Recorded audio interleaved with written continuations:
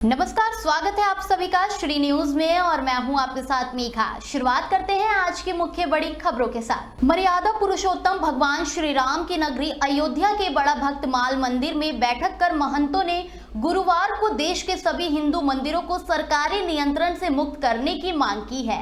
इस दौरान बड़ा भक्त माल मंदिर के महंत अवधेश कुमार दास ने कहा कि सरकारी नियंत्रण में रहकर मंदिरों की शुद्धता बनाए रखना असंभव है, चाहे वह तिरुपति बालाजी का मंदिर हो या महाकाल या काशी विश्वनाथ। इन सभी को तत्काल सरकारी नियंत्रण से मुक्त किया जाना चाहिए, जिससे उनकी शुद्धता का ध्यान रखा जा सके। उन्होंने यह भी कहा कि हमारी पवित्रता को भंग करने का प्रयास किया जाएगा तो हिंदू सोया नहीं रहेगा। परिणाम को लेकर सरकारों को तैयार रहना चाहिए। आपको बता दें, हमारे वेद पुराण और शास्त्र के आधार पर मंदिरों का संचालन होना चाहिए। रामलला की प्राण प्रतिष्ठा के दौरान लाखों लोग भगवान की प्राण प्रतिष्ठा तक अन्न और जल का त्याग कर भूखे रहे, फिर प्रसाद ग्रहण किया। वह प्रसाद जब अपवित्र होने की बात आई है, जिससे हम सब बहुत दुखी हैं। दोषियों पर कठोर कार्रवाई होनी चाहिए।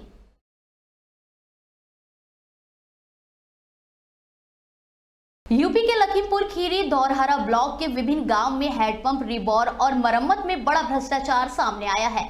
आपको बता दें, घोटाला करने वाले फर्मों को ब्लैक लिस्ट कर उनके खिलाफ एफआईआर दर्ज कराई गई है।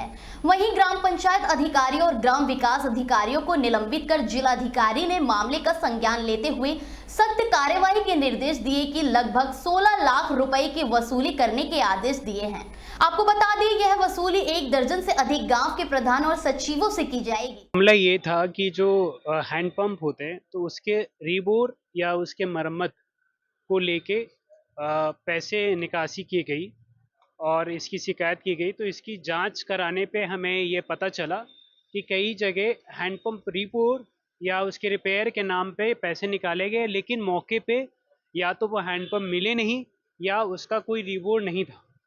तो ऐसे हमने टोटल 12 प्रधान का जो कार्य क्षेत्र है जिसमें हमें अनियमितताएं मिली, तो 12 प्रधान में 6 वहाँ पे सेक्रेटरी थे, जिसमें कि 2 सेक्रेटरी का निलंबन सस्पेंड कर दिया गया और 4 पे विभागीय कार्रवाई प्रचलित है।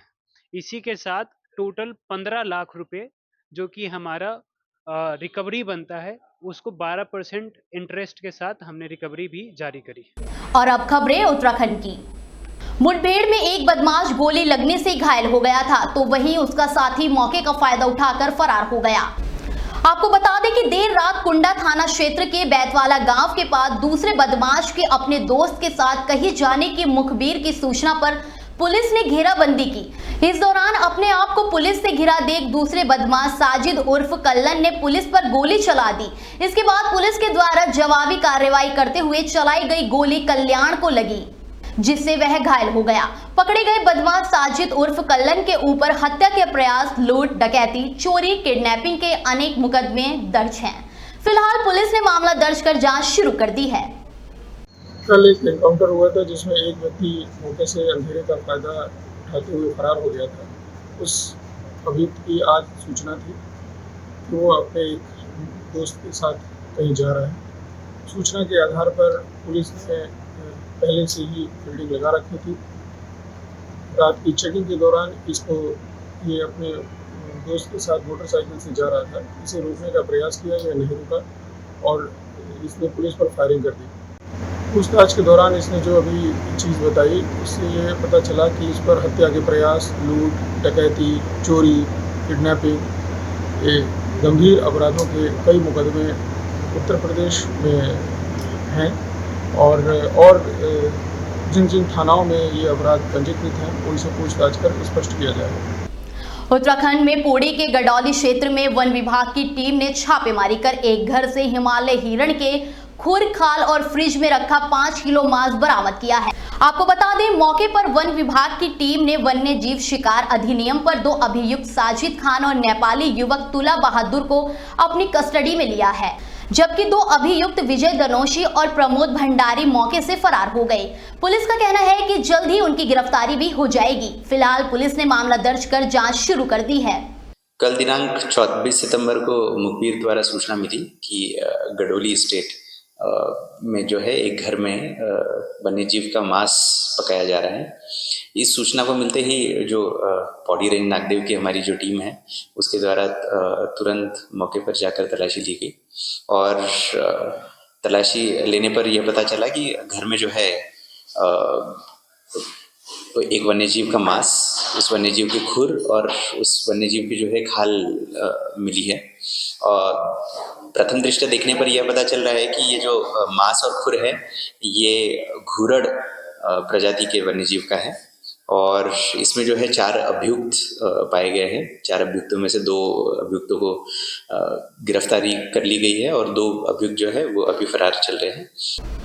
मसूरी में देर रात को हुई भारी बारिश से जनजीवन अस्त व्यस्त हो गया, जिससे लोगों को भारी परेशानियों का सामना करना पड़ रहा है। आपको बता दें, इतना ही नहीं, मसूरी के घंटाघर के पास राजमंडी में भारी भूस्खलन होने से एक मकान खतरे की जद में आ गया। भूस्खलन के बाद मलबा घर में घुस गया है। वहीं दूसरी ओर मसूरी खेत वाला आने जाने वाला मार्ग भी भूस्खलन की चपेट में आने से पूरी तरीके से क्षतिग्रस्त हो गया है, जिससे लोगों को भारी दिक्कत का सामना करना पड़ रहा है। राष्ट्रीय राजमार्ग के अधिकारियों द्वारा जेसीबी से सड़क पर आए मलबा को हटाया जा रहा है, लेकिन मार्ग को खुलने में अभी समय लगेगा।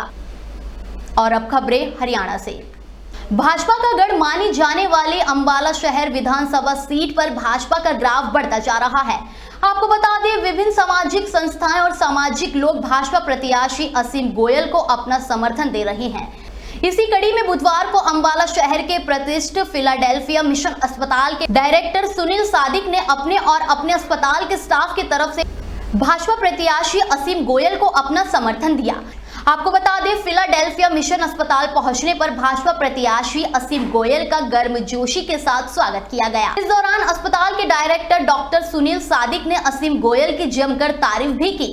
उन्होंने बताया कि किस प्रकार से कोरोना काल में असीम गोयल ने अपनी परवाह किए बगैर प्रवासी मरीजों और जरूरतमंद लोगों की मदद की। उन्होंने बताया कि जब कोरोना काल की शुरुआत हुई उस वक्त उनके अस्पताल में भी कोरोना से संबंधित सुविधाओं का अभाव था, लेकिन जैसे ही उन्होंने असीम गोयल को अस्पताल में वेंटिलेटर की जरूरत पड़ने की जानकारी दी तो असीम गोयल ने तुरंत अस्पताल में वेंटिलेटर मुहैया करवाए। डॉक्टर सुनील सादिक ने बताया कि जो तरक्की अंबाला शहर ने कई दशकों से नहीं की थी, वो तरक्की शहर ने असीम गोयल के कार्यकाल में की है। रेवाड़ी से भाजपा प्रत्याशी लक्ष्मण सिंह यादव की चुनावी जनसभा को संबोधित करने पहुंचे मुख्यमंत्री नायब सिंह सैनी ने बुधवार को कांग्रेस पार्टी को जमकर आड़े हाथों लिया। उन्होंने पूर्व कांग्रेस से मुख्यमंत्री भूपेंद्र हुड्डा को आड़े हाथों लेते हुए कहा कि रुपए 2-2 मुआवजे के चेक देकर प्रदेश के भोले भाले किसानों के साथ मजाक करने वाली कांग्रेस पार्टी किस मुंह से किसान हितैषी होने का दावा कर रही है। आपको बता दें, उन्होंने कहा कि 10 सालों के शासन में कांग्रेस ने हरियाणा के किसानों की बेशकीमती जमीन का अधिग्रहण करके दिल्ली में बैठे कांग्रेस के दामाद को खुश करने का काम किया है। आपको ये भी बता दें कि मुख्यमंत्री ने ये भी कहा है कि किसानों का मसीहा होने का ढोंग कर रहे भूपेंद्र हुड्डा पहले यह बताएं कि अपने राज में उन्होंने किसानों के साथ छल करने के अलावा उनकी भलाई के लिए आखिर कौन सा बड़ा काम किया है। आपको ये भी बता दें कि पत्रकारों से बातचीत में मुख्यमंत्री नायब सिंह सैनी ने बिजली और भ्रष्टाचार को लेकर कांग्रेस पर करारा प्रहार भी किया और कहा कि प्रदेश की जनता और प्रदेश का किसान कांग्रेस पार्टी को कभी माफ नहीं करेगा और अब वह समय दूर नहीं जब प्रदेश से कांग्रेस पार्टी का सुपड़ा साफ होकर कांग्रेस आईसीयू में चली जाएगी। इस खबर में मेरे साथ इतना ही। जुड़े रहिए श्री न्यूज के साथ।